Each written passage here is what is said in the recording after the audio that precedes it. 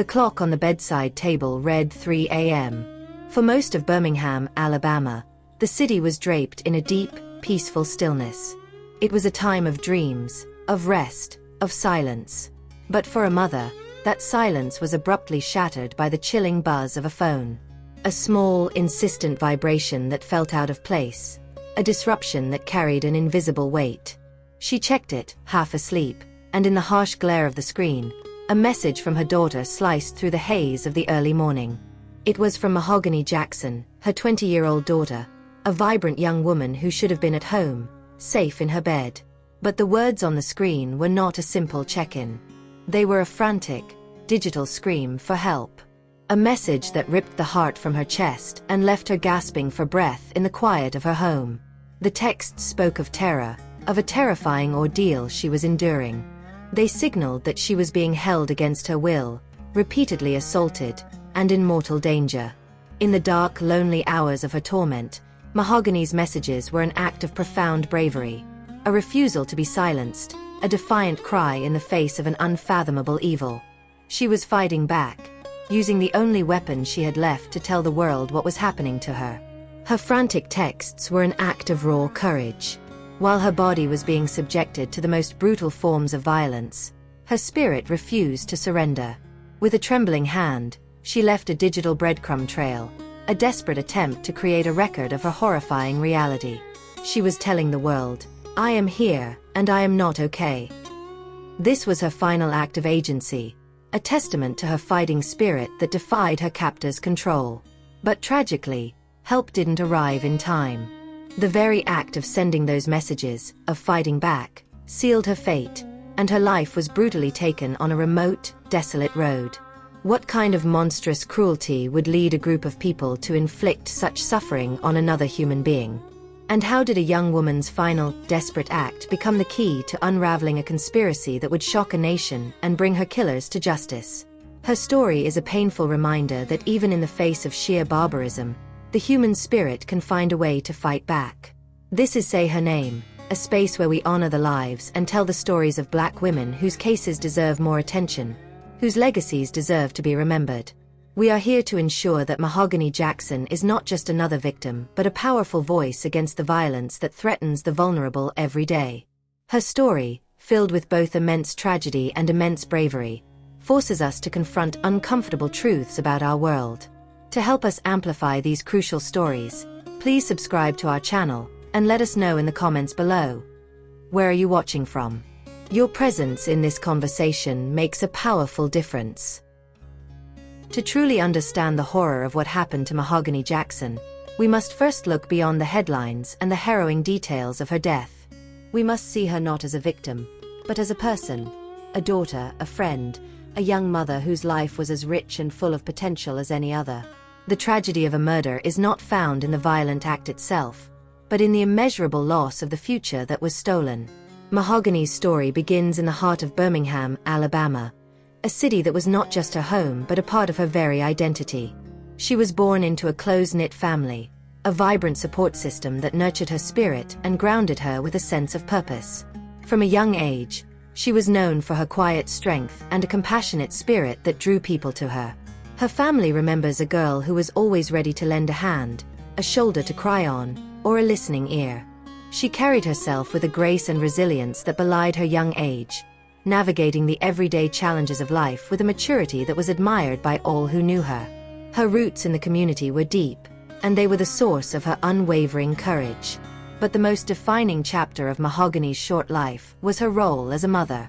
At just 20 years old, she had embraced this profound responsibility with a fierce love and an unshakable commitment to her child.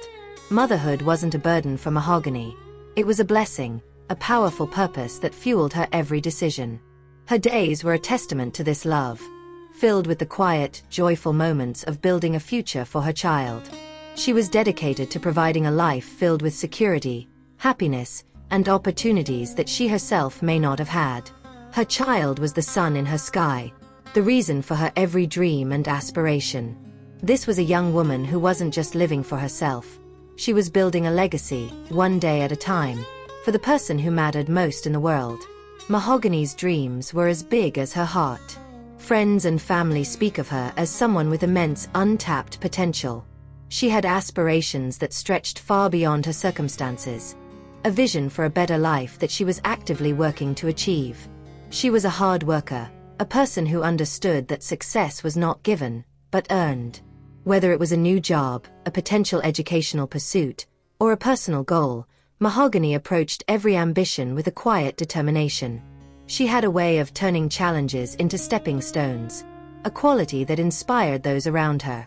Her friends recall her infectious laugh and her ability to find joy in the smallest things. A shared joke, a sunny afternoon, or a simple moment of peace. They describe her as a fiercely loyal friend, a safe harbor in times of trouble, and a beacon of light in their lives. She was the kind of person who made everyone around her feel seen and valued, a testament to her beautiful and generous spirit. The devastating end to her life has left a chasm in the hearts of those who loved her, a wound that may never fully heal. The silence where her voice should be is deafening. The vibrant tapestry of her life, so full of potential and love, was cut short with a cruelty that is incomprehensible. The community of Birmingham was left to grapple with a profound sense of loss and injustice, haunted by the violence that overwhelmed a young woman who had so much left to give. Her story is a painful reminder that the most vulnerable among us are often the targets of the most horrific acts. The senselessness of her death is amplified by the knowledge of who she was. A loving mother, a loyal friend, a person who was simply trying to build a beautiful life. Mahogany Jackson was a shining star in the lives of her family and friends, and her light was extinguished far too soon. The tragic events that unfolded on the night of February 24, 2024, did not happen to a stranger. They happened to a young woman who was defined not by her end, but by the love she gave and the life she was building. The story of her life, and her defiant spirit in its final moments, sets the stage for a descent into a darkness so profound it is difficult to comprehend. The very things that made her so full of life, her bravery, her resilience, her refusal to be silenced, would, in the end, become the very things that sealed her fate. The night of February 24, 2024, began like any other Sunday in Birmingham, Alabama. For Mahogany Jackson, it was a quiet evening transitioning into the week ahead. She was a young mother with her entire future stretched out before her, and on this night, she was making plans, reaching out to someone she knew and trusted. The true horror of her story lies not in a sudden random attack, but in a meticulously planned betrayal, orchestrated by those who were supposed to be part of her community. The descent began with a simple communication, a seemingly harmless invitation. It came from a person who was part of her social network, someone she had a prior association with. This individual, whose identity would later be revealed in court, became the unwitting, or perhaps witting, instrument of her abduction. Mahogany was lured under the pretense of a social visit or a quick meeting. She saw no danger, no reason to be alarmed. It was just a regular night, a regular person reaching out. She made her way to the agreed-upon location, a familiar-looking area in the city, her guard down because she was among people she believed she knew. As she arrived, the initial moments were deceptively calm. She was met not by one person, but by a small group. The atmosphere, however, shifted with a chilling abruptness. The friendly faces hardened. The casual conversation evaporated. In a sudden, brutal moment of betrayal, the trap was sprung. She was no longer a person in a friendly gathering. She was a captive. The assailants, a network of individuals with intertwined relationships and criminal ties, overpowered her quickly and quietly. The ambush was so swift that there was no time for a scream, no moment to call for help. The realization of what was happening must have hit her with a paralyzing shock. The person who had lured her was part of a larger, sinister plot. Her trust was not just broken. It was exploited with a cold, terrifying purpose. The minutes that followed became a blur of terror as the group transported her from one location to another, each a new chapter in her unfolding nightmare.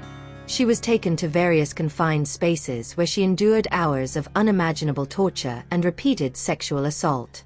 The brutality was methodical, sustained, and a testament to the deepest levels of human cruelty. The group seemed to delight in their own sadism, their acts of violence a sickening display of power and control. For them, she was not a person with a life, a child and dreams. She was an object of their sadistic will. But they had underestimated her. They had taken her freedom and her body, but they had not taken her spirit. They had also, in their arrogance, left her with a single powerful tool, her phone. In brief, terrifying moments when her captors were distracted, Mahogany's mind was still fighting.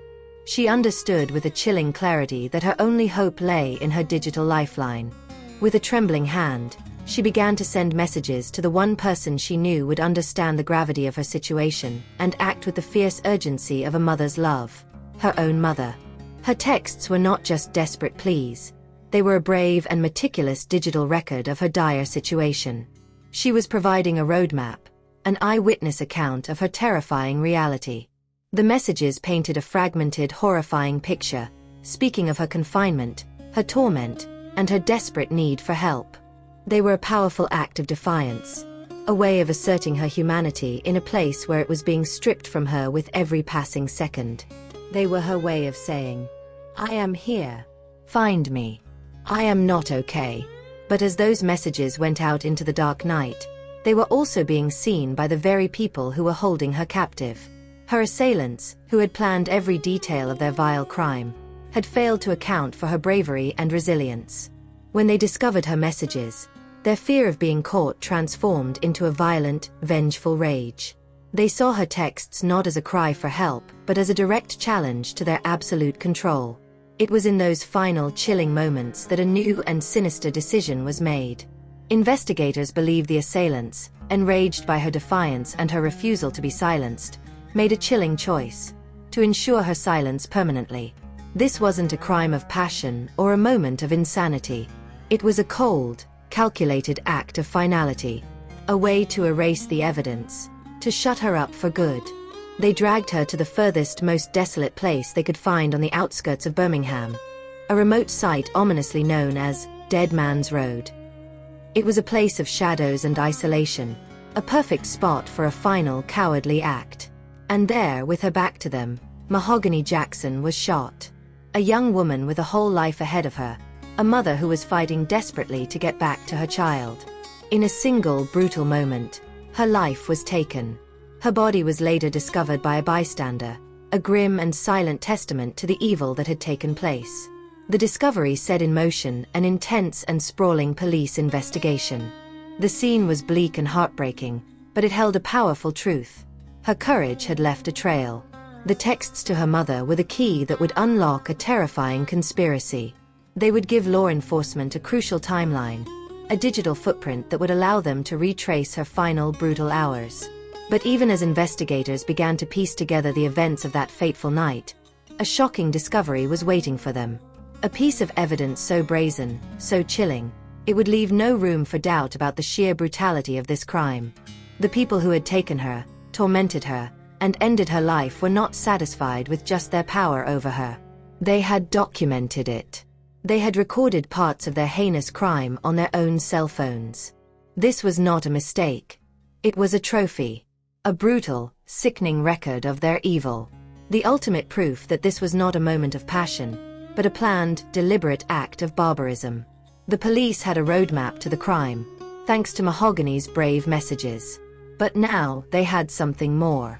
They had a chilling, first-hand account of the horror. They had the faces of the people who had done this. And the world was about to see the shocking evidence of a truth that was almost too difficult to believe. The investigators had found a smoking gun, a digital key that would not only prove the crime but expose the web of individuals responsible. The question was, how did they get their hands on this irrefutable proof? And what did it reveal about the monsters who had done this? The truth was about to unravel in the most chilling way imaginable.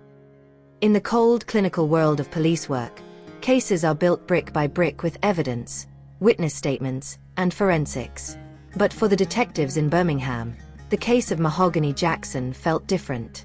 It was a race against the clock and a descent into the darkest parts of human behavior. Her brave final texts had provided them with a roadmap, a digital breadcrumb trail leading them into the heart of a conspiracy. But even with that lifeline, what they would ultimately discover was more brutal, more cynical, and more terrifying than they could have ever prepared for. The investigation began with a manhunt. The police, armed with the timestamps and geolocation data from Mahogany's final text messages, were able to quickly establish a crucial timeline. They knew when she was taken, and they had a general idea of the area where her phone last pinged. This was their starting point. The detectives, seasoned veterans of countless brutal cases, had never seen a victim so bravely provide her own clues from inside the belly of the beast. They felt a profound sense of duty not just to solve the crime, but to honor her final, courageous act. The first breakthrough came from modern police work: digital forensics. Investigators obtained warrants and began to meticulously comb through the phone records of everyone in Mahogany's immediate social circle and any individuals flagged by her family. They weren't just looking for phone calls, they were looking for a digital footprint. They used cell tower data to track the movements of phones in the area on the night of the crime. This data created a chilling web of connections, revealing a cluster of phones that moved together, from the initial abduction site to the various locations where Mahogany was held captive, and finally to the desolate stretch of Dead Man's Road, where her life ended. The digital footprints were irrefutable. Phone calls and text messages exchanged between the suspects showed a pattern of communication that was anything but random. They were coordinating, planning, and discussing the logistics of their vile crime. Some of the messages were short and coded, while others were filled with a sick bravado, confirming that this was a planned, deliberate act of group violence. The digital trail was a map of their conspiracy, but it lacked one crucial element: faces. They knew who the phones belonged to, but they didn't know the full extent of their monstrous actions until they made a discovery that would shock even the most hardened investigators. The search warrants for the suspects' phones and social media accounts led to the most damning and sickening piece of evidence imaginable. The assailants, in their arrogance, had not just committed a crime, they had documented it. Investigators recovered a series of harrowing videos and photos recorded by the suspects themselves, capturing parts of Mahogany's torment. These were not accidental recordings. They were intentional, a brutal and sickening display of their power. The footage was an undeniable confession. It showed a group of individuals actively participating in or present during Mahogany's torture, sexual assault, and confinement. The videos revealed their identities, their faces unmasked in their moment of perceived triumph. The chilling footage provided investigators with a key to unlock the entire case. It showed Mahogany, a young woman who had sent her mother those brave texts, being subjected to unimaginable cruelty. The videos were irrefutable proof, a digital trophy of their barbarism that would ultimately be their undoing. The sheer brazenness of their actions was a testament to a complete lack of remorse, empathy, or fear of consequences. They believed they were untouchable. They thought a remote road and a silenced victim would be enough to cover their tracks. But their own desire to document their sadism became the very tool that would seal their fate. The videos, along with the extensive digital footprints, gave police everything they needed. They had the timeline from the texts, the coordinated movements from the phone data, and now they had the faces of the people responsible. The investigation shifted from a search for clues to a targeted roundup of a known network of criminals. As the police began making arrests, the pieces of the puzzle began to fall into place, revealing a deeply disturbing fact: the suspects were not strangers. They were part of a chillingly intertwined network of individuals with shared personal and criminal relationships. The lead suspect in the case, a man named Jeremiah Williams, was not an unknown entity to law enforcement. He was part of a larger, established group with a known history of violence and criminal activity. The investigation revealed that Jeremiah Williams was not working alone. He was the alleged ringleader of a collective that included Mahogany Jackson, who was the person who lured Mahogany to the initial location, as well as Michael King and several others. The arrests came swiftly and decisively as the police used the overwhelming evidence to bring in each suspect. In total, 8 individuals were identified and charged in connection with the kidnapping, sexual assault, and murder. The charges against them were severe, reflecting the nature of the atrocity they had committed: capital murder during a first-degree kidnapping and sodomy, felony murder and other serious felonies, second-degree assault. The police, through witness testimony and careful forensic work, began to connect the suspects' roles in the crime. They found that some were directly involved in the torture, while others were complicit in the kidnapping and the decision to murder her. The network was a horrifying example of how a group dynamic can amplify evil, creating an environment where an individual's cruelty is not just tolerated but encouraged. With the evidence mounting, the suspects were brought in for questioning. The psychological battle that ensued was a critical part of the police work. The interrogations were a mix of lies, denials, and desperate attempts to shift the blame. One suspect would try to pin the murder on another, claiming they were just a bystander. Another would feign ignorance, claiming they had no idea what was happening. But the police had a powerful weapon at their disposal: the irrefutable video footage. When confronted with the videos, their lies crumbled. The footage showed them laughing, directing commands, and actively participating in the torture. Their denials became hollow, their fabricated alibis shattered by the brutal truth captured on their own phones. Some, faced with the overwhelming evidence, made incriminating statements, offering details that only a participant could have known. These admissions, while not full confessions, corroborated the existing evidence and strengthened the prosecution's case. The most profound and chilling aspect of this case is how the suspects' brazenness was their ultimate undoing. They thought they were powerful, that they could take a life and walk away without consequence. Their desire to hold on to a digital record of their cruelty, a trophy of their crime, was the single biggest mistake they could have made. In their arrogance, they provided the very evidence needed to put them behind bars. They underestimated the power of a mother's love and a daughter's courage. Mahogany Jackson's final act of bravery, sending those texts, set the investigation in motion. But it was her assailants' own twisted desire for a souvenir of their evil that provided the final, conclusive proof. The digital age, with all its tools for communication and connection, had become a silent witness, a record keeper of a horrifying crime, and the ultimate tool for bringing its perpetrators to justice. The truth had finally unraveled, and what it revealed was a level of inhumanity that would forever haunt the city of Birmingham. The stage was now set for the final act, a fight for justice in a courtroom where every piece of this dark story would be laid bare for the world to see. The final act of Mahogany Jackson's tragedy unfolded not on a dark, desolate road, but within the sterile, unforgiving walls of a courtroom. It was here, months after her brutal murder, that the truth was finally brought to light, not in fragmented whispers, but in a chorus of irrefutable evidence. The legal battle to secure justice for Mahogany was more than just a trial. It was a week-long confrontation with evil, a meticulous, methodical dismantling of every lie, and a powerful testament to a mother's relentless fight for her daughter's name. The courtroom was packed, the tension palpable, as the prosecution began to build their case. Their strategy was brilliant in its simplicity and devastating in its execution. They didn't just present evidence. They told a story, weaving a seamless narrative from every piece of the puzzle. They began with the most powerful voice in the room, Mahogany's own. Her mother took the stand, her face etched with a grief that words could not capture. The courtroom fell silent as she recounted the night of the crime, not from her perspective, but from her daughter's. She held up her phone and, with a trembling voice, began to read the final, frantic text messages Mahogany had sent in the hours before her death.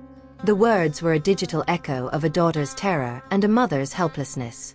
They painted a horrifying picture of a young woman's fight for survival.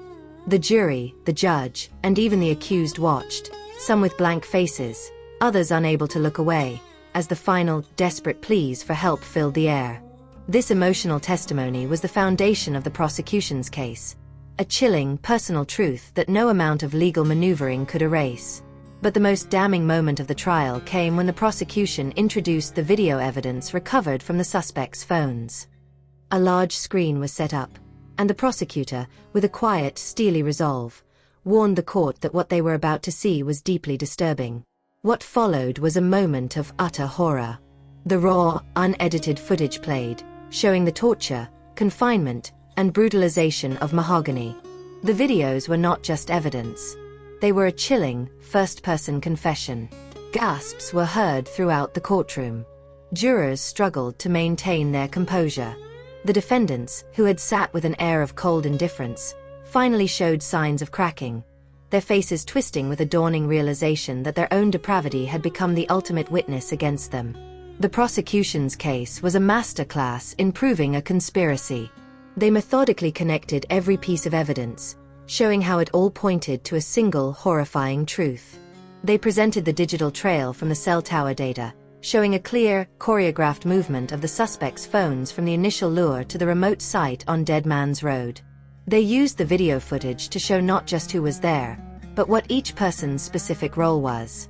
The physical evidence, including forensic traces and DNA, corroborated the digital trail, placing specific suspects at the scene of the crime. The defense's attempts to create alibis or shift the blame crumbled under the weight of this overwhelming, self-incriminating evidence. The defendants had proven their own guilt by their own hand. After a week of graphic testimony and irrefutable evidence, the jury reached its verdict. The sentences that followed were a powerful statement of justice. The network of 8 individuals, from the alleged ringleaders to the complicit accessories, was held accountable for their actions. Those with the most direct roles in the murder and sexual assault were charged with capital murder and felony murder, facing sentences that would ensure they would never see the light of day again. The others, charged with felony murder and serious felonies, also received lengthy sentences, highlighting that in this crime, complicity was just as culpable as direct action. The outcome sent a clear message. The collective responsibility for this act of barbarism would not be ignored. But the pursuit of justice in a courtroom cannot bring back a life. For Mahogany's family, the verdicts were a measure of peace, but no amount of time behind bars can fill the void she left behind. Her story is a painful, urgent call to action. It forces us to confront the wider systemic issues that her case exposed. The profound vulnerability of young black women in our society is a truth that cannot be ignored. Mahogany's case highlights how the very people who should have been a part of her community became a network of predators. It underscores the urgent need for better protections for victims of intimate partner and community violence. Her legacy is a double-edged sword, a chilling testament to the violence she endured, but also a shining example of her courage. Her final texts were not just a cry for help. They were a final, brave act of documentation.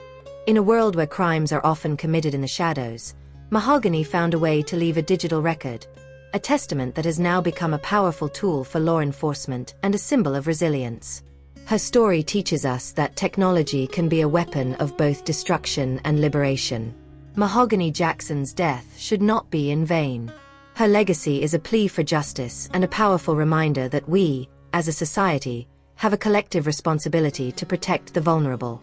We must work to create a world where no one has to pay the ultimate price for telling the truth. If you believe in the power of shining a light on these crucial stories, please hit that like button, subscribe to Say Her Name, and share this video with someone who needs to hear her story. Join our community in the fight for a world where no one has to die for doing the right thing.